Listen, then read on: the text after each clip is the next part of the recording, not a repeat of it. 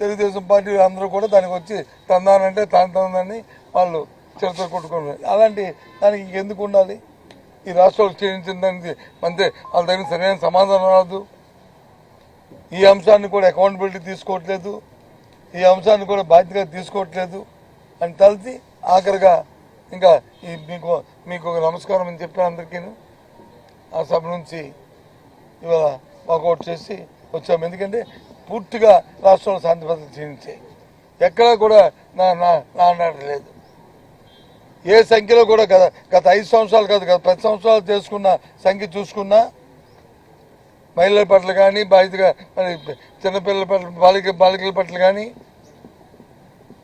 లేదు హత్యలు కానీ లేదు మానభంగాలు కానీ ఇవన్నీ కూడా రాష్ట్రంలో పెరిగిపోయి కాబట్టి దానికి నిరసనగా మేము ఇవాళ వాకౌట్ చేసి బయటకు వచ్చి మీతో మరి ఈ విషయాన్ని ప్రజలతో షేర్ చేసుకోవడానికి మేము ముందుకు వచ్చామనే విషయాన్ని తెలియజేస్తున్నాం.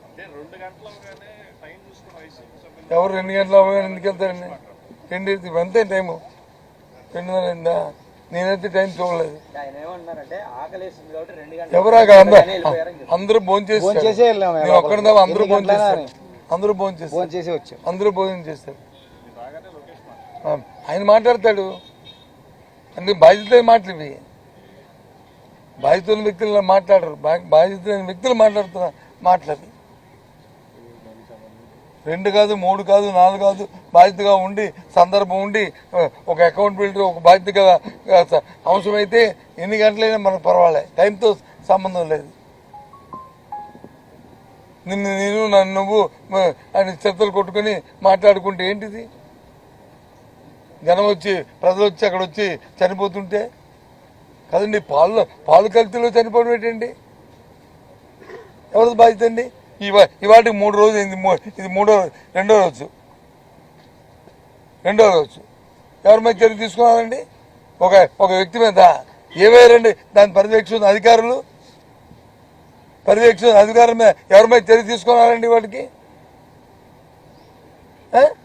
ఎవరో ఒకటి పాలు సప్లై చేసిన వాడు ఒకరితోనే అది సమస్య ఎందుకు జరిగింది అంటే మీ నిర్లక్ష్యం, మీ మానిటరింగ్ లేకపోవడం, మీ పర్యవేక్షణ లేకపోవడం, ఈ ప్రభుత్వం భయం లేకపోవడం.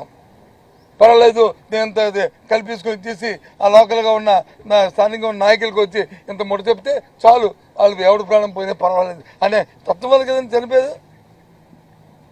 మళ్ళీ ఏం మాట్లాడతారండి వాళ్ళు?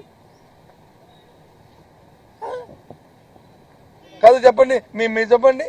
అది వాళ్ళ ఇంట్లో తగ్గితే పాల్లో మీ ఇంట్లో తగ్గితే మన అందరం కూడా ఇంటికి ఉదయాన్నే పాలని అందరూ వాడతారు. ఈ రాష్ట్రంలో మనకు అలవాటుది, మన ఆచారం, మన ఉదయం నుంచి. అలాంటి పాలలో కల్తీ జరిగితే 5 చనిపోతే నేను 4, ఇవాళ పేపర్ తీస్తే 5. ఇంకా రేపు ఇంకా ఏమవుద్దో భగవంతుడు ఆమెకు జరగకూడదని ఆ దేవుణ్ణి కోరుతున్నాను. జరిగితే పరమ చర్య తీసుకున్నారండి మీరు. ముఖ్యమంత్రి గారు వచ్చి ఆర్డర్ చేశారు. ఏమని ఎవరిని ఉపేక్షించు? ఏంటి ఉపేక్షించు? అసలు నీ దగ్గర కింద శాస్త్రస్థాయి నుంచి ఎందుకు జరిగింది అంశం మీద అసలు పెడితే అప్పుడు చర్య తీసుకోవద్దు. లేదు కదా. ఎవరో ఒక అతన్ని సప్లై అన్నో లేకపోతే అవి చేసిన ఒకరిని తీసుకొస్తే అయిపోయిందా? అది ఎప్పటి నుంచి ఒకరోజు కాదు కదా ఆ కల్తీ చేస్తుంది. ఈ ఒక్కరోజు కాదు కదా అవి చేసింది కదా.